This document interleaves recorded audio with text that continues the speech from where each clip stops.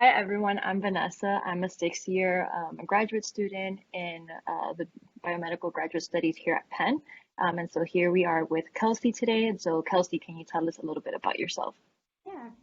So, hello. My name is Kelsey Salcido. I'm a fourth year at the University of California, Irvine. Majoring in biological sciences, and I'm currently cycling, or in the cycle for applying to grad school.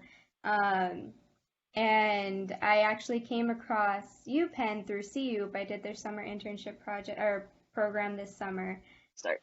And so today um, we are going to do, so Kelsey already went through virtual interviews, and so she's going to give us some advice for prospective students.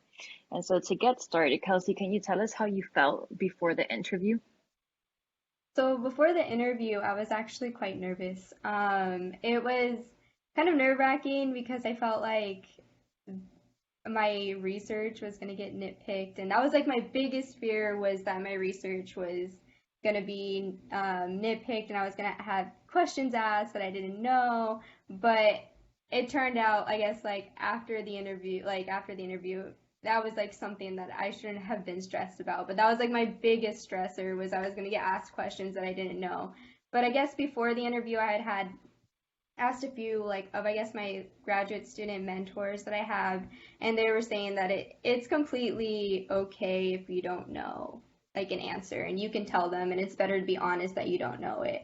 So that kind of got me through that, but I realized that there was no nitpicking of my research, and everyone was super nice.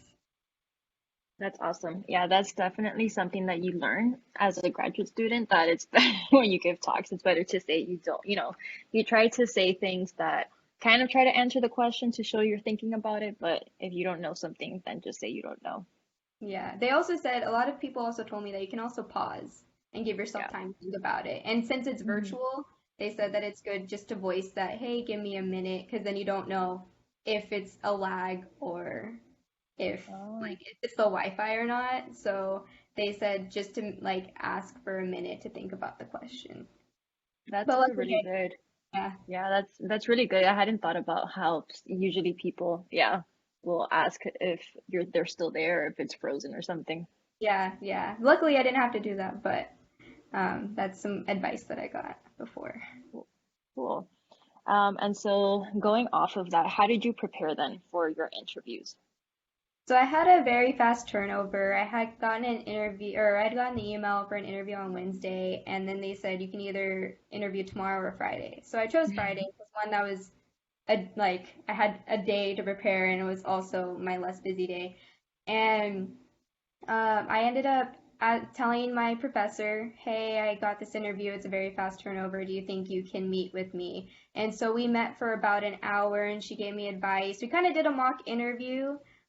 She asked me questions that she usually asks.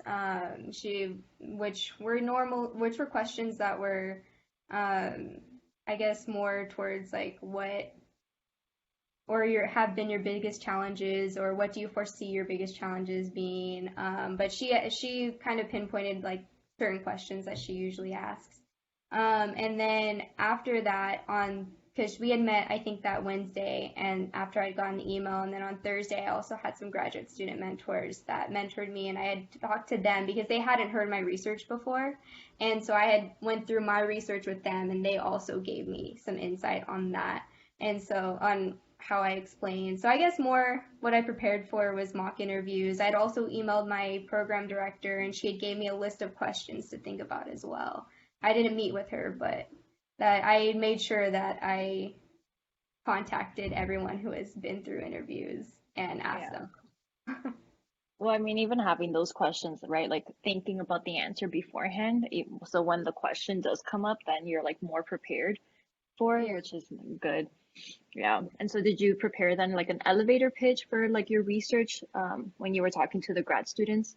Yes, so before I had talked to them, I had actually typed out a bunch of stuff and I had on the side. And I had, because I'm very much, I like to have my stuff typed out or written out.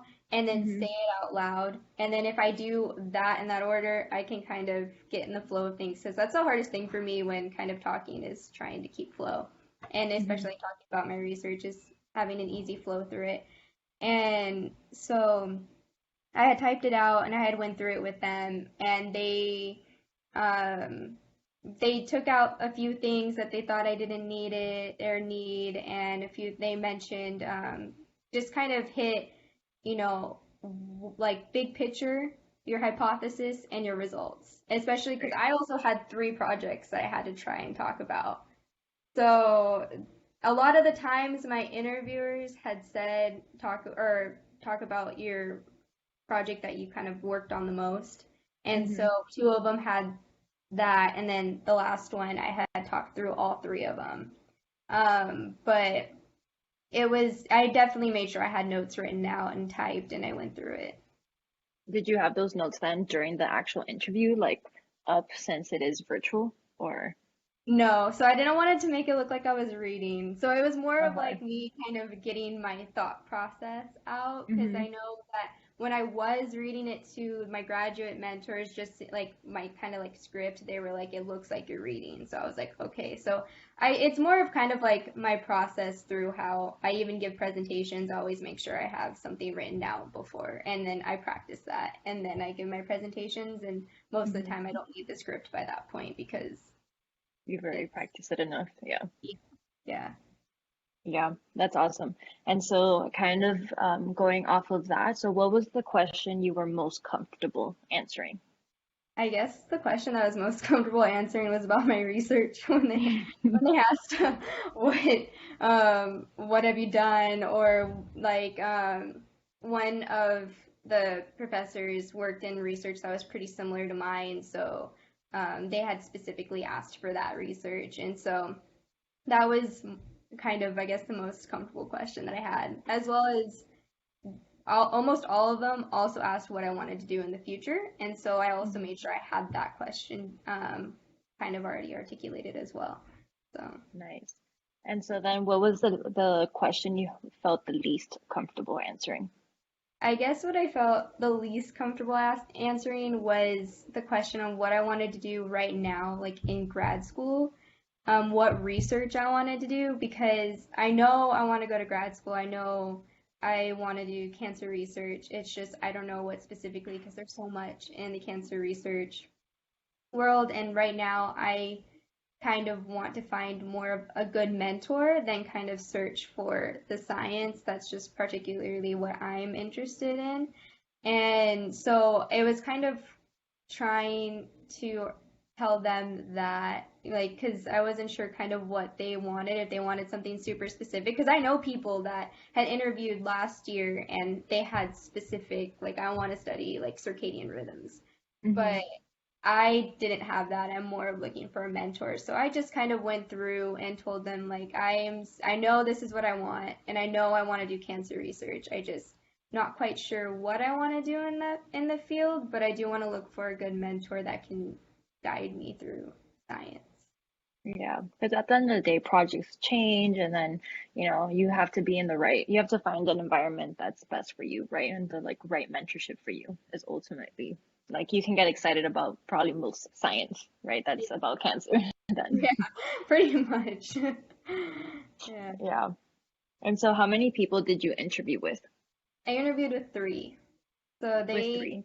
yeah, and I was given in an email who I was interviewing with, the links, and the times that I was going to be interviewed with them. Okay. And so did they tell you if they were part of that admissions committee or were there like faculty members that you were interested in speaking to? They Do you actually know? no, so they didn't tell me if they were a part of the admissions committee or if they were they didn't really ask if I like who I wanted to interview with or who I was interested in interviewing. But it turned out to be good matches. So Yeah. and one of them did say that they were a part of the admissions chair for the cancer biology, but I didn't know that until I was like already in the middle of that interview. Yeah. That's yeah. I feel like, and so then because they gave you the names, you had also some time to like look up, like what what the research was about and things like that. Yeah, yeah. Great. But And so how long were the research or like the interviews? they How were much time did they give you? they were so they also didn't give me a time restriction, but I had one at like 11:30, the other one at 1, and the other one at 2. So it wasn't like they were two back to back. I guess my last two were kind of back to back, but they ended up being around 30 to 45 minutes. Okay. Yeah, each interviewer also asked me, "Do you know how long this is supposed to be?" And I'm like, however long we needed to be, I guess. But they both said, like, all of them who had asked me had said, let's keep it around 30 to 45 minutes. Great. Okay. And so then the last question is, what advice would you give someone that, is going to go through virtual interviews? Something you wish you would have known or, yeah. So I probably, okay, so what I did, this is kind of stuff that I had already known and went through with my professor, but you can get kind of slouched when you're talking Mm, on the computer. So I know keeping good posture is good. And what I did was I put a box under my computer to lift the camera. So I had to actually kind of reach. And then that also kind of brings up your confidence a little more and talking, being able to project your voice and not being, because like you can kind of get in this internet void where you just sound bored and you don't want to sound bored. So by kind of fixing your posture and making sure that your posture is good is something that I was told, as well as having a good background. I just kind of used my wall as my hmm background, but I know that um, you can probably put some sort of background in the back that might have like like calming colors, and that should be fine. But those were kind of some big ones that I had not thought about, like what my background should be, if I even should put a virtual background behind, what kind of virtual background, my posture. I would have not thought of that if I'm like that now trying to fix my posture. I'm like, oh, I hadn't thought about that. And also, what I found out from my professor is if you're gonna take notes, um, I I have an iPad and my Apple Pencil and it taps. I tap because I press kind of hard on, and she said that could get annoying. So make sure, I don't know, if you're gonna practice with someone or and try write notes, make sure that you write softly. But I ended up not really taking too many notes during my interview, but I know some people that do. Yeah. And I That. also heard that, huh? Oh, no, no, go Oh, ahead. oh, I said I also heard that from some people I didn't do for this interview, but having maybe a few slides of your research could be helpful. Like kind of like an elevator pitch, like not a whole presentation, but hmm maybe like one or two slides. Yeah, I mean that's one of the benefits of it being virtual that you can like share your screen. But Yeah, yeah. and Because I had some and people, hmm oh, I had some like of my graduate student or student mentors tell me that some of like their interviewers ask them to draw like the different things or draw out their kind of research. And that's kind of something we don't have unless you're going to try and put up your iPad or your paper up to the camera. So that's why I didn't do it for this interview, but I probably like recommending it maybe like one or two slides. yeah, that's awesome. And so did you have then questions like prepared beforehand that you knew you were going to ask each person, or did you have like one question that, right? Because at the end they ask you if you have any questions. And kind of, Yeah, I actually did have questions. I think I asked every one of my interviewers what was the strength of the program, and it was actually interesting. That was the one question that I had that I asked everyone, and they all had different answers. hmm, And I found it super interesting that each one had something different to say about the school and the program and even the area that like the university is in. So I found that to be a pretty good and telling question that I asked.